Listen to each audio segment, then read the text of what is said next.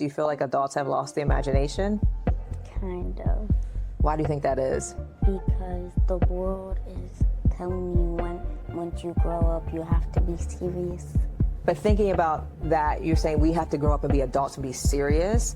I think there's a lot of truth to that we get busy with providing for our families, with doing all the things, like taking care of the house, taking care of the kids, running here, there, and everywhere, that we don't create the time and the space to actually create. And I think that's a huge problem, because I think, again, those are the things that make us fully human. Mm-hmm. And I think sometimes we get confused with what we're doing in our jobs and thinking that is our purpose, and it doesn't necessarily always have to be that, especially if you're in this humdrum job and you're bored. You're doing that every day, all day, job? like boring, like humdrum, just like the same thing over and over again, repetition. If you're doing that every day for 35, 40 years, what does that do to you? And it's getting you further and further away what you were designed to do. It makes you bored. It makes you bored, it makes you grumpy, it makes you sad, and you lose that spark, you lose that vision, you lose the joy. So yeah, I think you're right. We have to do less adulting. Welcome to Living in 3D Power.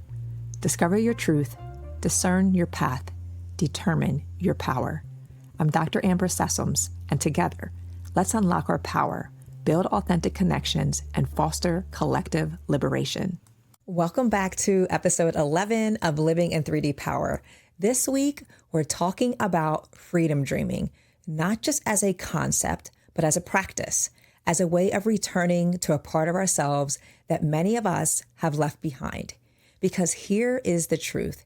Children are born freedom dreamers. On last week's episode, Emma lit up when I asked her, what would your doll look like if you could create one? And her whole posture shifted. Her face glowed.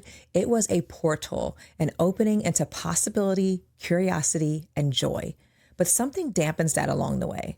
As adults, we stop asking ourselves those imaginative kinds of questions. We trade wonder for worry, imagination for responsibility, and dreaming for duty. The muscle atrophies, and what's left is often a life filled with routine, but disconnection from joy. And yet dreams still visit us in sleep, in daydreams, in the quiet moments when the world falls away. And I believe, like so many before me, that dreams are divine messages, guidance, clarity, visions of who we are becoming. And when we pause to name them, when we write them down or speak them aloud, we reclaim something sacred. We begin to remember. And Dr. Shawn Ginwright, who wrote the book, The 4 Pivots, Reimagining Justice, Reimagining Ourselves, reminds us that possibility work is healing.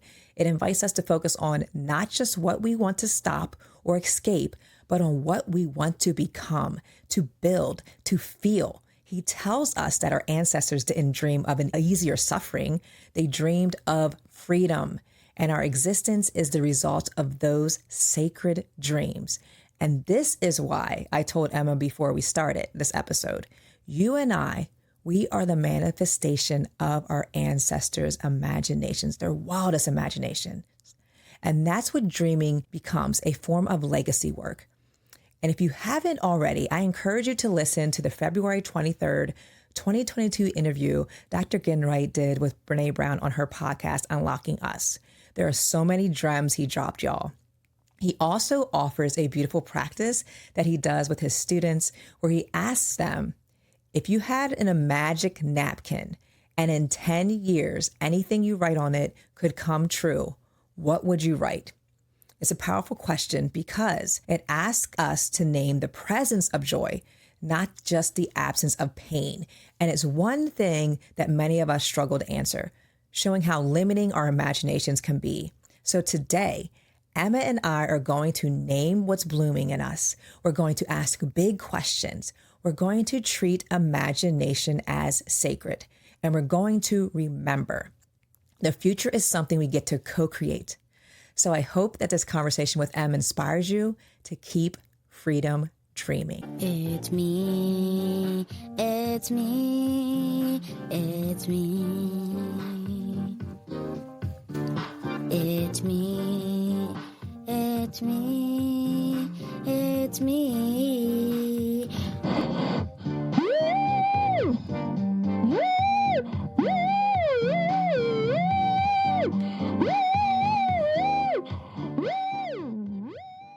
Hey, it's me, Emma. Welcome back to Living in 3D Power, and today we are going to be talking about freedom dreaming.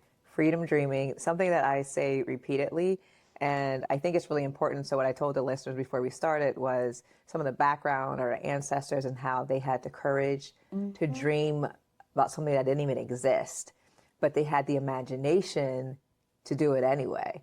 And because it came true, because they had that imagination, we're the manifestation of that. And I think something about dreams too, I believe that God can also send us messages through dreams. And I remember one time, I don't know if it was really a dream, but I kept hearing, I was coming awake and I kept hearing these numbers over and over and over again. And I'm like, what is that? And I'm like, is that a scripture? Like, what is it? And I remember I actually wrote it down because I kept hearing the numbers 414. And I'm like, what the heck is that, 414? Wait, I can bring out my Bible. Well, I looked it up in the Bible. Is it actually a verse? Yeah, well, see, I was thinking like 414, so I wasn't sure which chapter to look in. So I just kept going through every chapter that had chapter 4, verses 14. And here's what I found. And it was 1 Timothy 4:14. It said, do not neglect your gift, which was given you through prophecy when the body of elders lay their hands on you.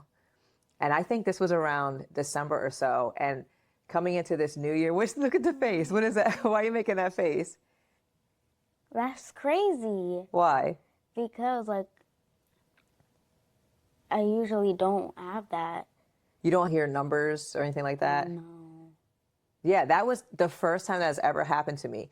And it definitely was a divine message because there's something that happened when I was 18 and I was getting ready to go off to college, and these prophets prayed over me. And I had this vision, and it was just so hard for me at 18 to really make sense out of it. And I really believe that was God's way of being like, get back to the vision that I placed in you. Get back to that work all these years later. So I think it's really that we need to give ourselves grace and always understand that there is a purpose for each and every one of us. And what we have done a lot of times is that we get distracted by things going on in the world, and it gets us further and further away from that vision. And I think also dreams and our imagination and our creativity. And when I think about freedom dreaming, what I think about is that we're creating, we're being curious. So there's curiosity. That's one of my strengths, and one of my values is curiosity. I call myself a perpetual toddler because I remember when you were little, and all the girls were like this, but there was something particular about you that you asked a tremendous amount of questions, like all kids do. It's just why, or why is this happening, or what is this? But I also remember with kids, there's awe and wonder. And you still have that as a 10-year-old. And I still see it in Maya and sometimes in JoJo, even though she's 22. But it's this idea, like when Maya sees the stars or the planets out, she loves that. She's like, Gets all excited. It'll be the simplest thing, though. And I think that's the beauty of youth, is that y'all will take the simplest thing that adults are just like, not even a big deal, won't even pay any attention to, and keep walking. And you'll be like, oh, that is so amazing. And I think that's the gift of youth, and that you show me that I need to slow down and take all of that in. So that imagination, that curiosity, that awe and wonder is something that you always help me to see. So at scripture was coming back to me, when you have a dream or there's something that repeatedly happens in your life, I think you need to get curious about it, right? Get curious about, why is that happening? I've seen that before. This keeps coming up. Why does it keep coming up? Get curious. Get into your creativity, but also thinking about how do you connect to that and connect to it to aspire to be something greater than maybe what you currently are doing or what God has placed in your heart. So all those things really align for me when I think about freedom dreaming. When I asked you last week, you remember when I asked you about if you could create a doll, what would it look like, and what would that doll do? What would it look like? And you're like, vitiligo and locks. And the cool part is, I told you earlier, is that someone responded on YouTube and said their daughter is also super into people with vitiligo. And that she also, when she sees someone with vitiligo, she thinks they're a celebrity. I was like, does Emma. You're so... And I'm like, do you want to say hello? You can say hello. Yeah, but you definitely do that, so which is I'm really cool. shy. So I appreciate the community we're building because it was really cool to see someone else say, my daughter's the same way. And the comments have been really awesome. So thank you so much, community. But if we go back to that question, do you remember how excited you got? Your face, your nostrils were flared. And I was like, is this your creative face? But do you remember when you think back to when I asked you that question, do you remember how it felt? I felt excited. Excited. And I think that's the cool part about creativity. And also when I think about the flip of it is that this world takes us away from that. We disconnect with that feeling, but that makes you come alive, right? Thinking about that feeling. And I think the closer you get to what makes you come alive, the closer again you get to your purpose and doing that thing, because that's what's going to change your spirit of the world. So thinking about that, what do you think makes some of these ideas feel fun and makes you come alive? I think some ideas that make me feel fun and alive is like doing art or arts and craft or like singing. Oh, those are all very true. Those are all very true. And Daddy and I went to a party last night and I came in, I'm like, you have arts and crafts everywhere. I mean, there were glue sticks, there was circle punches, there was paper everywhere. I'm like, what was happening when we were gone? Maya, what happened? What was she doing? You were having a good old time. So talk a little bit about that, because I see this in you. You'll have this, I can't see the idea, but I'll get to see the end result of it. But I feel like you get something jumps into your brain and then you're like, oh, and then you just go and do it. It's like that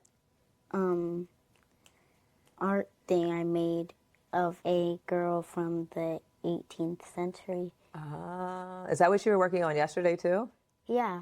I feel like you need to show the people this, because the way that you can use technology at 10, and you were showing me this earlier, you're like, you have to create layers. I'm like, you're literally doing things that Daddy does in Photoshop and you're doing it on your iPad. So you want to go get that? I didn't realize your iPad was hidden over there on the couch. So Emma has, is it called Procreate?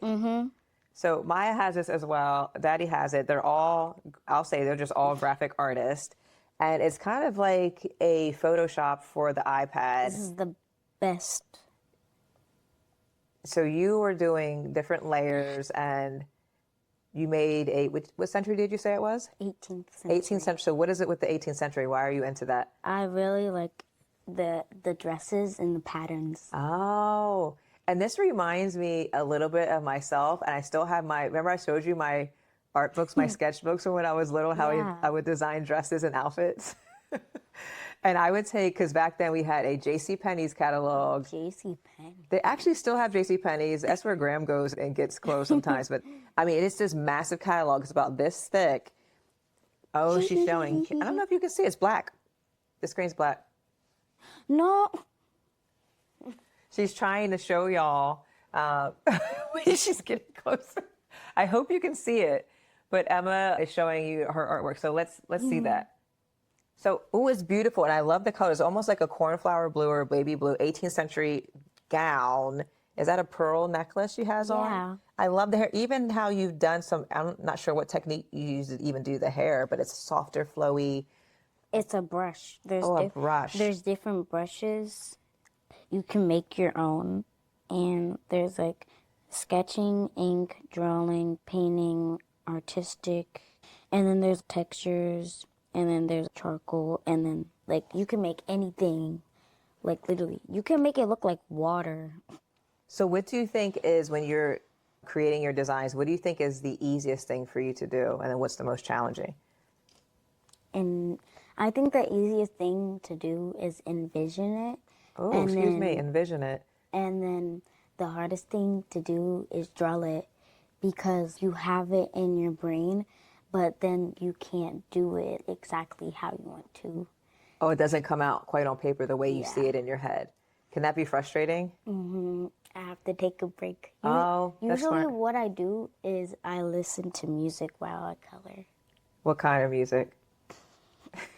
It's good music. I have my own playlist. You have a playlist? Wait, I didn't know about this, y'all. All my kids have playlists, so now Emma has one. My personal hits. What does it say? What's the name of it? My personal hits. My personal hits. Let's see what these songs are now. She has 25 songs. Yo. Why are you laughing like that? Okay, so you have gorillas. I don't know who. Is it Dojo? Arctic Monkeys. Yeah, yeah, yes. And I feel like the Gorillaz was an 80s band that Maya started listening to. Yeah. A lot of Gorillaz music. Okay, so yes, I see a playlist here. So you listen to that as you're drawing. Yeah. And you said the easiest part is envisioning it. And I find that a lot of adults, and maybe this is true, so maybe not. So I'm thinking about this, like we might have an idea, but it's the execution of it, right? So we'll have all these awesome ideas, but as you're saying, they're in your head, but getting it out of your head and onto paper or into action, I think is the hard part.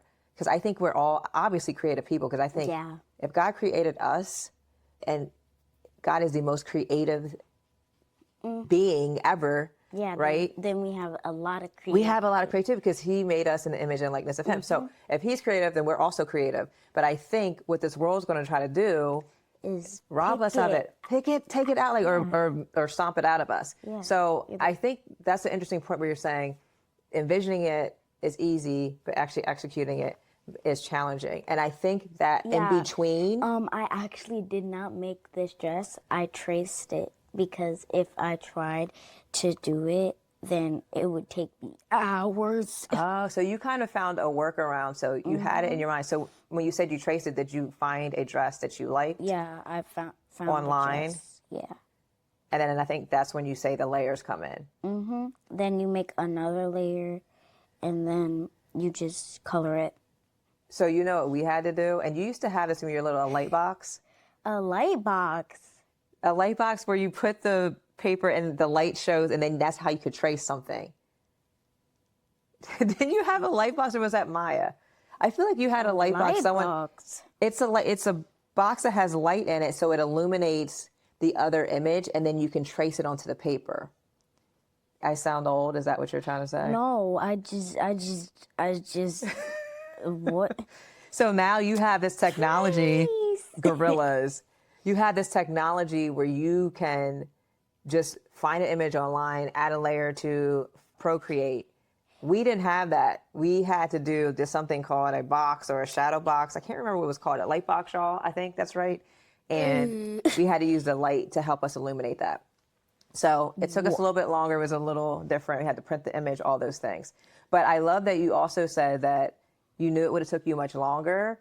And I think you found a way to help you through the frustration because you're still learning to draw, right? Yeah, I'm just like, hey. But I think that, and I used to do that when I was young too. I would trace sometimes, or I would look at the image as I was drawing it. That's too hard for me. I have to But you trace practice that, right? And then you get better. So it's kind of like working that. Yeah, that's that what muscle. I did for the hair. And there's actually a designer. I want to say her name is Brian or Brian. I have to find her, but she's a Black artist. She does digital art, and she does natural hair. That is beautiful. So Emma even has the blush. She has the bangs. She has the curls. She does some technique where she gets into very detail to make the curls or the kinks in her hair. You can. So there's a lot of details you you can do. You can make your own brushes. That's why I have this. Making your own brush. I made these. Oh, that's neat. So it's kind of like a softer. And then I made this. Yeah, so as you keep playing around, you're going to improve and you're going to get better. So I think that frustration will dissipate and you'll get much better at your craft. So I love that you do that and you had this idea and you're like, I have to figure out a way to do it. Like, and you're teaching me because Yeah, you're like, what? Well, no, I feel like all these ideas come to me and I have to get better at one, writing them down because I feel like they come to me in the morning when I first wake up. So what I've been trying to do is just go to my phone and put it in my phone. What would probably be better is that Daddy got me a really pretty journal for what just passed. What holiday? Was it a holiday? Valentine's Day. I was like, what just passed? Valentine's Day.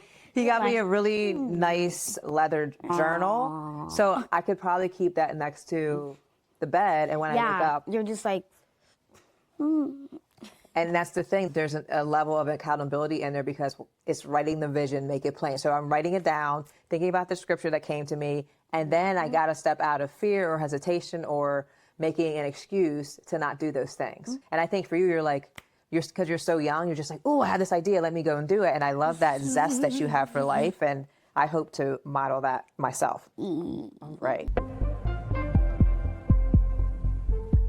So along those same lines, do you think that adults stop dreaming and stop imagining?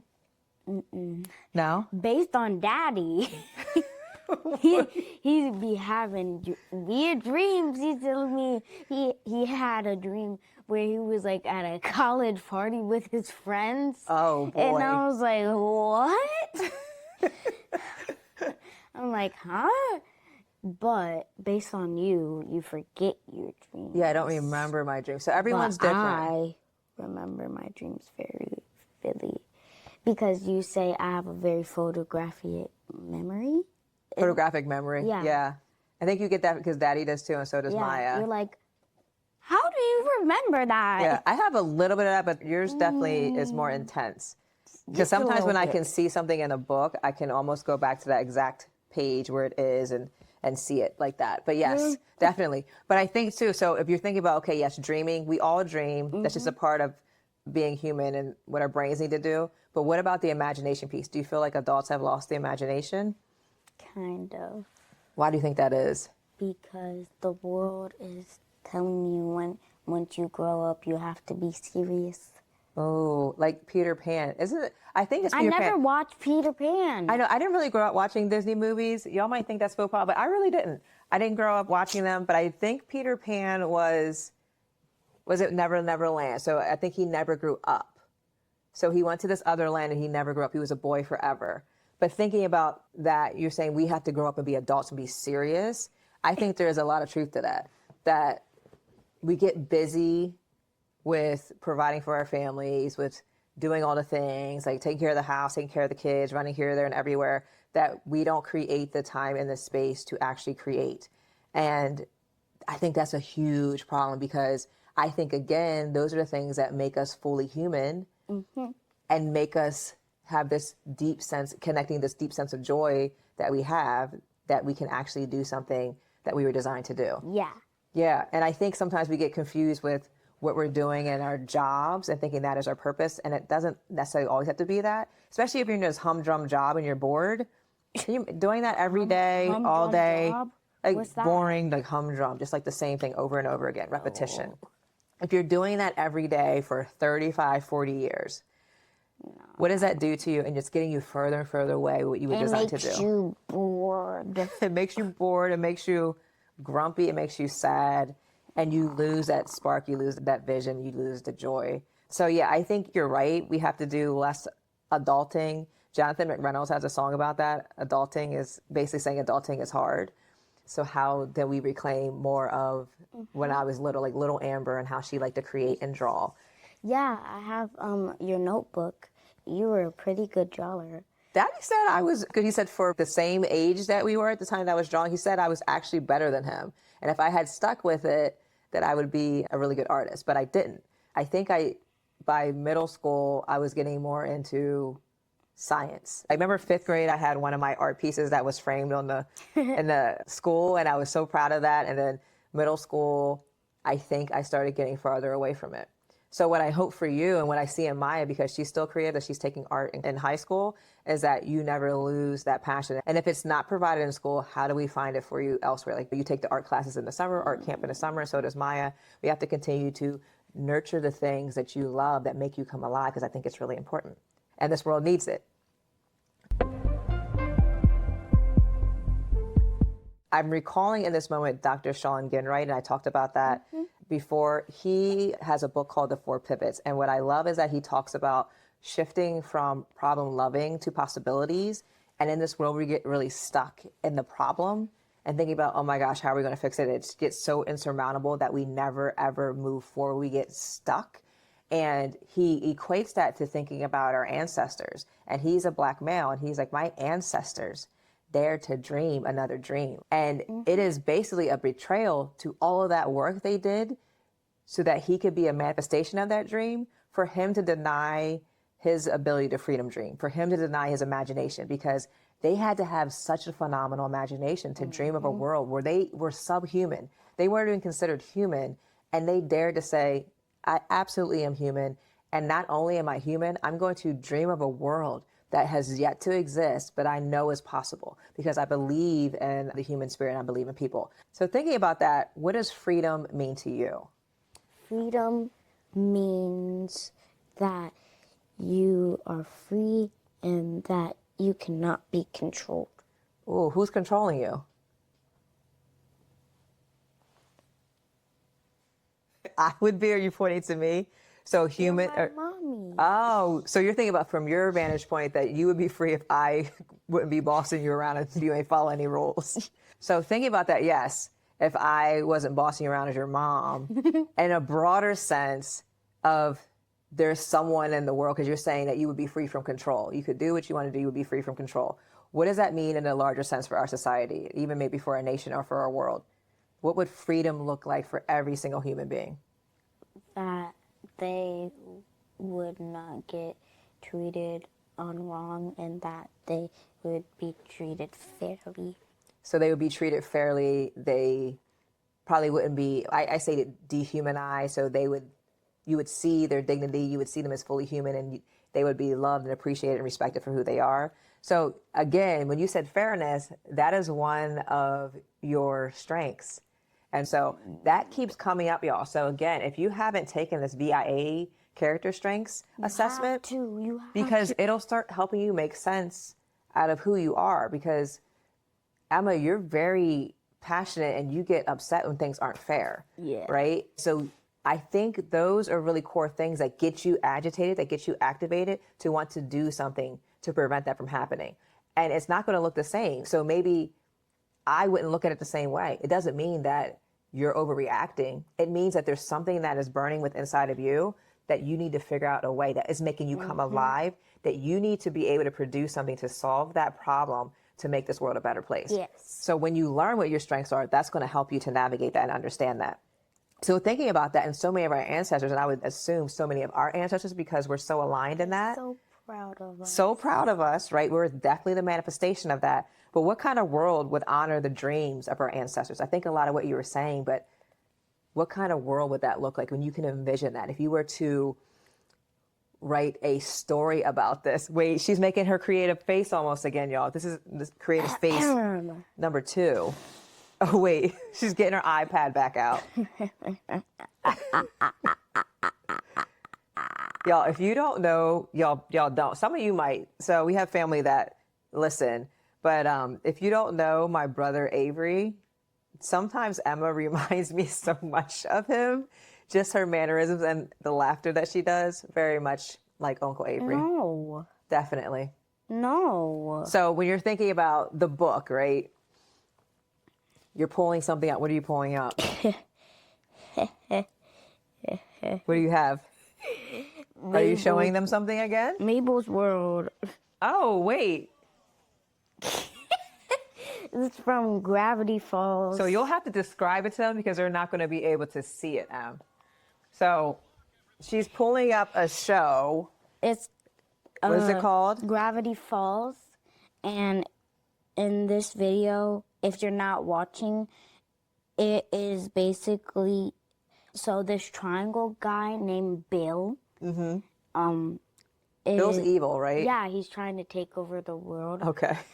And he basically traps Mabel in a world that she loves, and she likes very bright colors in 90s-ish fashion. I think she's definitely, 80s, 90s, yes. Yeah.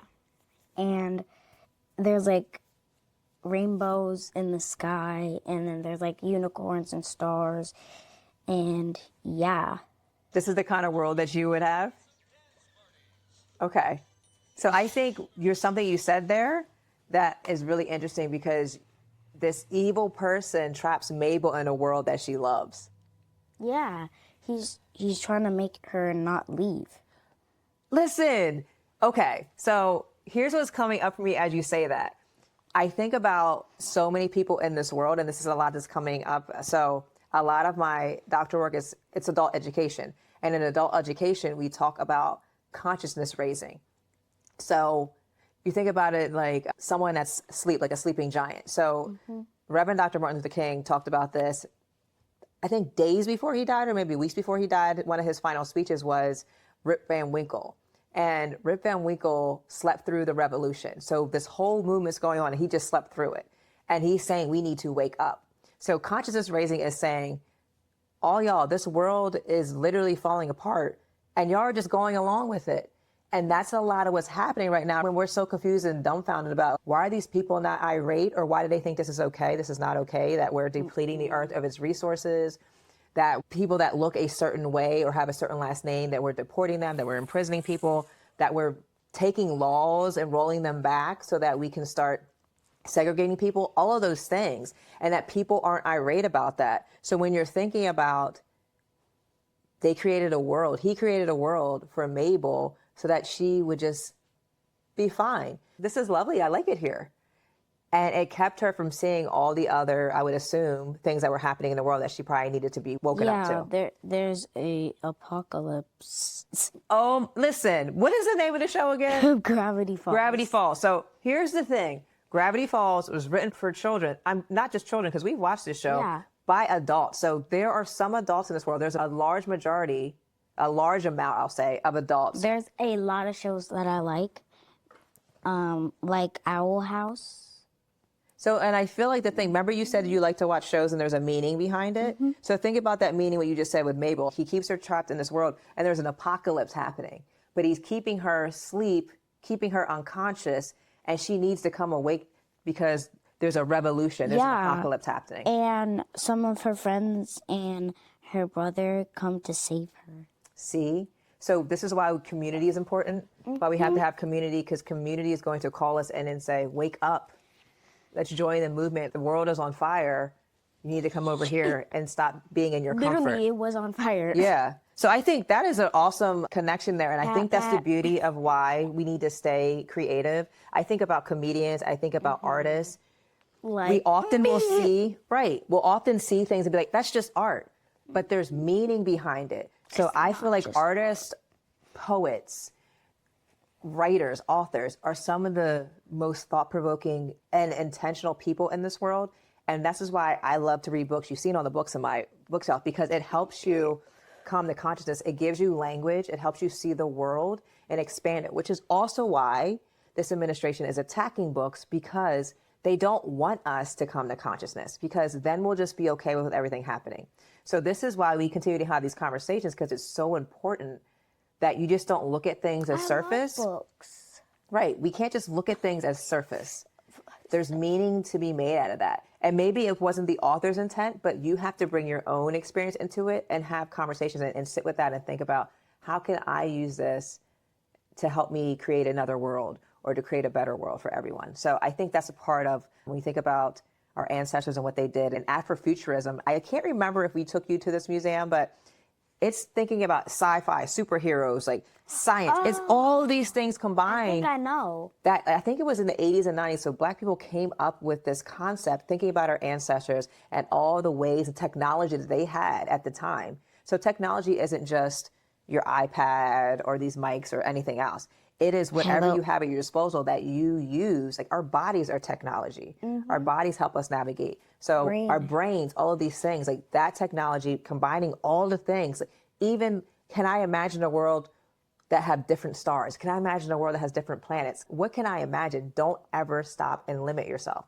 The more you can expand that, the freer you'll be to imagine a world that's different than what it is. And I think that's the beauty, again, of having conversations with you, because don't limit yourself. Keep growing and expanding, and don't just sit on that idea. Do it, y'all. So she's teaching me, because that's definitely something that I'm continuing to work on. Okay, so as we wrap up, I want you to think about book. Right? If you could teach the world one thing about dreaming, about imagination, what would it be? Don't just throw it away. Do it. Do it. Or write it down. Or write it down. Write it down, right? Yes. So I think that's a takeaway. That's a good, we talk about call to action. It's keep a book of imagination book. We'll have to come up with a title for that. We can make it pretty. I think you could even do that, right? Keep an imagination book, write those things down. I am making a comic. See, you're making a comic too. I love that. Are you going to show the people? Well, I'm working. Oh, you have a rough draft of it. Yeah, but I'm working on the characters. It's called the Map Squad. The Map Squad? So it's going to be a comic? Yeah. So kind of like Gravity Falls? Yeah, kind of. Does MAP stand for something? Max, Abby, and Peter. Max, Abby, and Peter. That's their names. So it's about 3 13-year-olds named Max, Abby, and Peter find a passageway into the 18th century in Max's house. Listen, I love it already. And I think, again, when I'm looking at you, you're so excited about it. You're like, wait, I have something else that I want to share. I think that's the beauty of us tapping into our imagination. Again, it makes you come alive. It energizes you. And it might be something that at this moment, thank you for sharing that with me. But I think that's the beautiful part too. We can write down the things that we imagine and we dream about, draw, but also take an opportunity to share it with someone. I'm working on my second character. It's Abby. Oh, so you're drawing the characters too. Yeah, I got her head so far. Ooh, look, she has some cool. So she has red streaks, big chunky red streaks. Is that, and has her nose pierced? And what is that in between her eyes? It's like a red dot. She's Indian.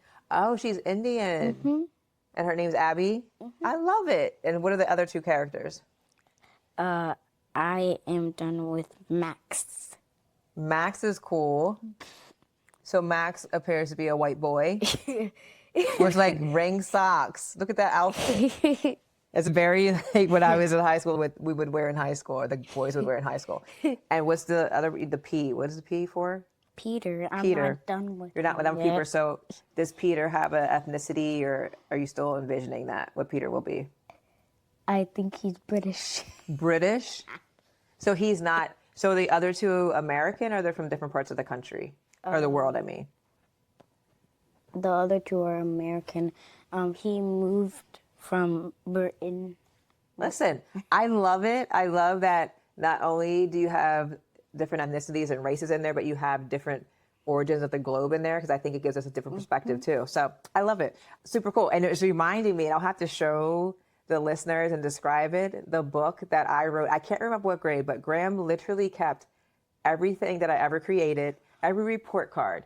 I mean, everything she had in storage, and she slowly has started giving the kids back their stuff. And she gave me this book that I created, and it was paper illustration. So we had to cut out the paper, and I think it was a story. I think I know it. I know I have to get it, because I remember reading it to you, but it was so cool seeing that again. I remember when Devin read it, he said, you should actually create this. Yeah. And I think, again, that is the thing, that we have, even in our youth, these amazing ideas.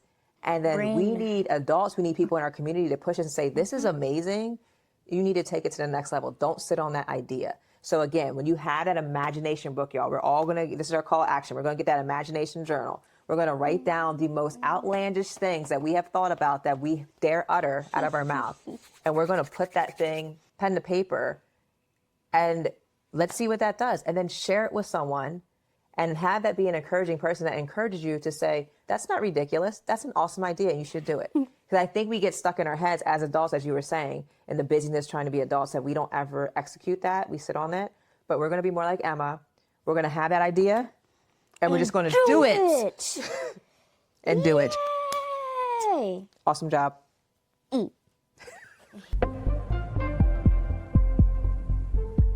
There's something sacred about listening to a child speak their dreams out loud. No edits, no filters, no fear that it's too much. Just clarity, play, and truth. And Emma reminded us that dreaming isn't childish. It is liberating. that creativity isn't something extra, it's core to our purpose. She reminded us that art and storytelling, color and character design, imagination and invention, they're not just hobbies, they're maps. They help us name who we are and where we're going. And to that, Dr. Ginwright says that possibility work is healing, that we must move from problem loving to possibility creating. And what I saw today, what I feel every time Emma lights up with a new idea, is that dreaming is how we return to our gifts. It's how we hold on to wonder in a world trying to rush us into numbness. So this week, here's your invitation. Write 3 magic napkin dreams. Start an imagination journal. No rules, no edits, just wonder. And share one dream with a trusted loved one who will hold your dreams in the highest regard. Because naming our dreams isn't just a wish, it is a blueprint, y'all, for the world we deserve to inhabit. Now, if this episode was the invitation you needed to Freedom Dream, please don't keep it to yourself. Share it with a friend or loved one and leave a review wherever you get your podcasts. And don't forget to subscribe to our YouTube channel or follow and subscribe to our Substack for more reflections and upcoming episodes. Until next time, keep dreaming, keep discovering your truth, keep discerning your path, and keep determining your power. Take care, y'all.